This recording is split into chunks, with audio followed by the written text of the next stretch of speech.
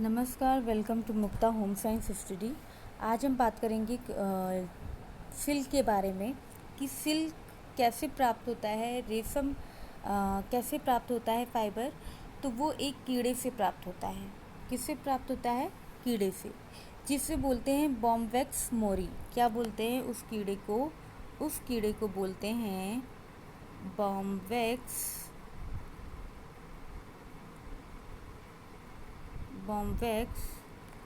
मोरी। ठीक है, बॉम्बवैक्स मोरी, इस कीड़े को बोलते हैं बॉम्बवैक्स मोरी। ठीक है, तो रेशम जिस कीड़े से प्राप्त होता है उसे बोलते हैं बॉम्बवैक्स मोरी। इन कीड़ों से ग्रंथियों से लसलसा द्रव निकलता है। ठीक है, अब ये जो कीड़ा है इससे लसलसा द्रव निकलेगा। ठीक है, लसलसा द्रव निकलता है और जिसे सेरेसिन बोलते हैं।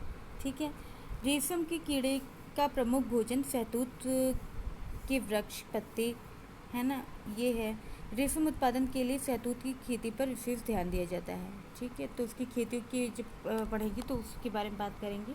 अभी हम यहाँ पर इसकी हिस्ट्री पढ़ लेते हैं, फिर उसके बाद इसकी साइकिल के बारे में पढ़ेंगे कि कैसे कैसे किन किन अवस्थाओं से गुजरता है। तो माना जाता है कि जो रेशम है वो चीन से आया। ये रेशम एक प्राणिज तंतु है। रेशम एक प्राणिज तंतु है और इसमें प्रोटीन की अधिकता है। जो ये रेशा है ये इसमें प्रोटीन की अधिकता है।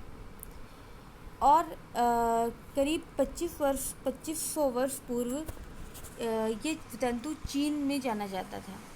चीन में कि ये तंतु कहाँ से आया? चीन में। कुछ दंत कथाएँ प्रचलित हैं जिससे कि देखा गया कि एक चीनी राजकुमारी थी, एक दिन अपने बगीचे में चाय पी रही थी। उसकी इसमें प्रोटीन की अधिकता होने के कारण उसी समय कोकून चाय के कप में गिर गया।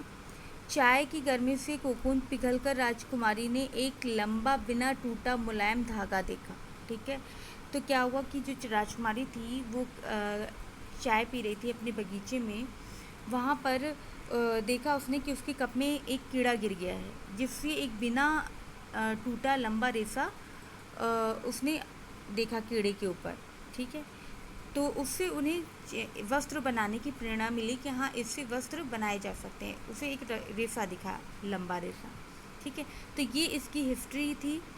अब इनकी साइकिल के बारे में बात कर लेते हैं कि साइकिल कैसे किन किन अवस्थाओं से ये गुजरता है।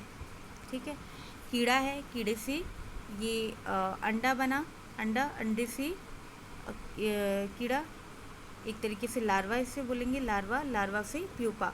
और जब प्यूपा की स्थिति आती है तभी इस कीड़े को, जो ये अंदर कीड़ा है, इसे मार देते हैं। इसके ऊपर ये प्यूपा है, सॉरी कोकून है, ये रेशा, इसे इकट्ठा कर लिया जाता है और इसको कीड़े को मार देते हैं। कुछ कीड़े ऐसे हैं जिन्हें छोड़ देते हैं, कुछ जो ये प्यूपा है छोड़ देते हैं, जिससे वो फिर कीड़ा बन जाते हैं। ठीक है, तो इसमें ये है कि जैसे कीड़ा है, कीड़े से अंडा रहा, यानी इसका जो समय काल है, जीवन चक्र, ये जो जीवन चक्र है वो कितने दिन का है? ये जीवन चक्र ये है 37 दिन से 63 दिन का होता है। इसका जो जीवन चक्र है वो है 37 दिन से, यानी 37 दिन से 63 दिन तक। ठीक है, किसका? ये जो जीवन चक्र है एक प्रोसेस है कि अंडे से लार्वा से प्यूपा से रेशम एकत्रित कर लेते हैं, फिर कीड़ा। तो ये एक जीवन काल है 37 दिन से 63 दिन का होता है। और ये इसकी अल्प आयु में ये जो है 4 अवस्थाओं से गुजरता है। 1 2 3 4, इन 4 अवस्थाओं से गुजरता है। किन किन अवस्थाओं से गुजरता है? ये हो गया अंडा। ठीक है, ये है अंडा, ये है लार्वा, ये है प्यूपा और फिर ये है कीड़ा। तो ये 4 अवस्थाएं हैं, इनसे होकर के गुजरता है। तो अंडा, सबसे पहले इसके बारे में बात कर लेते हैं, पहले नंबर पे है। तो रेशम के कीड़े रेशम कि कीड़े के अंडे बहुत ही छोटी आकार के होते हैं, अतः कीड़े पालने वाले इन अंडों को किसी कागज या कपड़े पर दिलवाकर 6 सप्ताह तक किसी अंधेरे तथा नमी युक्त स्थान पर रखते हैं। 6 सप्ताह तक अंधेरे या नमी युक्त स्थान पर रखते हैं, उसी में ये प्रोसेस होंगे अंधेरे या नमी युक्त स्थान पे। तो अंडे दिलवाए गए कागज़ या कपड़े पे, और इसका आकार किस तरीके का होता है, 8 आकार का, 8 में, या इसको इस तरीके से या इसे इस तरीके से, है ना, जो चींटी नहीं होती है, सेम वही चींटी जैसे होती है ना, ऐसे। तो ये आपका अंडा हो गया। उसके बाद प्रोसेस आती है लार्वा की, ठीक है।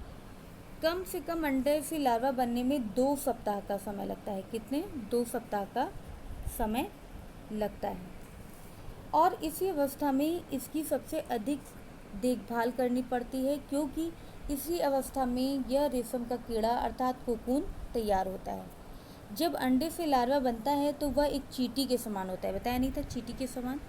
जब अंडे से लार्वा बनता है तो ये एक चींटी के समान है, इस तरीके से चींटी के समान होता है। इसे ये 8 जैसा दिख भी रहा है ना, 8 जैसा, ऐसे, सॉरी, एक तरीके से जुड़ा जुड़ा सा, ये चीज़, ठीक है, चींटी के समान होता है। और इसकी लंबाई करीब 3 मीटर की होती है। लार्वा बहुत ही क्रियाशील होता है, उसे भूख भी खूब लगती है। दिन में 5 से 6 बार उसे शहतूत की पत्तियां खाने को दी जाती है। 20-30 दिन के अंदर इसकी लंबाई जन्म की लंबाई से 300 गुना तथा वजन 1000 गुना बढ़ जाता है। इसी अवस्था में लार्वा ऊपरी त्वचा को 4 बार बदलती है। जो लार्वा है ऊपरी त्वचा को 4 बार बदलती है, ठीक है। और चौथी बार लार्वा ऊपरी रंग स्लेटी से गुलाबी हो जाता है और आकार में 8 के समान, यानी 8 के समान हो जाता है। इस अवस्था में निरंतर घूमता रहता है तथा उसके सिर में स्थित 2 ग्रंथियों से गोंद के समान एक चिपचिपा पदार्थ निकलता है। यहाँ से 2 ग्रंथि हैं, इससे चिपचिपा पदार्थ निकलता है, ठीक है। यहाँ से चिपचिपा पदार्थ निकलता है जिसे वह अपने ऊपर लपेट कर अपने आप को ढक लेता है। अपने आप को ढक लेगा, लपेट कर, ठीक है, अपने आप को ढक लेगा इस तरह से, ये, ठीक है। अच्छा, हवा लगने पर यह चिपचिपा पदार्थ सूख जाता है और जब लार्वा का कार्य तंतु निर्माण और लपेटने का कार्य समाप्त हो जाता है तो एक कोकून सी बन जाती है। कोकून बनने के बाद लार्वा 10 से 15 दिन तक सोता रहता है, फिर वह लार्वा प्यूपा में परिवर्तित हो जाता है। लपेटने के बाद वो सो जाता है और फिर वो प्यूपा में चेंज हो जाता है। प्यूपा, अब ये प्यूपा क्या है? प्यूपा की स्थिति में उसे, अब जब ये प्यूपा बनता है तो रेशम बनाने के लिए इसे मार देते हैं, यानी अंदर कीड़ा है और ऊपर रेशा है, तो इनको मार दिया जाएगा।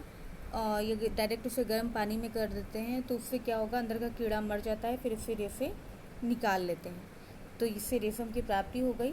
और कुछ प्यूपा को छोड़ दिया जाता है, ऐसे ही छोड़ दिया जाता है, जिससे कि वो कीड़ा में परिवर्तित हो जाता है, कीड़ा बन जाता है, ठीक है। तो ये इनकी लाइफ साइकिल है। और जरा इनको ये भी देख लेते हैं कि सूक्ष्मदर्शी यानी माइक्रोस्कोप से देखने पर इसका रेशा इस तरीके से दिखता है, इस तरीके से। ये रेशम का जो रेशा है वो माइक्रोस्कोप से देखने पे इस तरीके से दिखता है। तो इस वीडियो में रेशम के कीड़े का जीवन चक्र दिखा गया कि किस तरीके से वो अंडे से लार्वा से प्यूपा और प्यूपा से कीड़ा बनता है। ये इनकी लाइफ साइकिल है। नेक्स्ट वीडियो में इनकी उत्पादकता के बारे में बात करेंगे कि किस तरीके से प्रोडक्शन होता है सिल्क का, रेशम का उत्पादन कैसे होता है, कैसे उसकी खेती होती है और किस तरीके से रेशम का निर्माण होता है, क्या क्या प्रोसेस से होकर गुजरता है। तो इस वीडियो में हम यहीं पे ही ख़त्म की जा रही है, वीडियो यहीं पे ख़त्म हो रही है। नेक्स्ट वीडियो में हम आगे के टॉपिक के बारे में बात करेंगे रेशम से रिलेटेड। और इस वीडियो को ज़्यादा से ज़्यादा शेयर करिए, सब्सक्राइब करिए। धन्यवाद।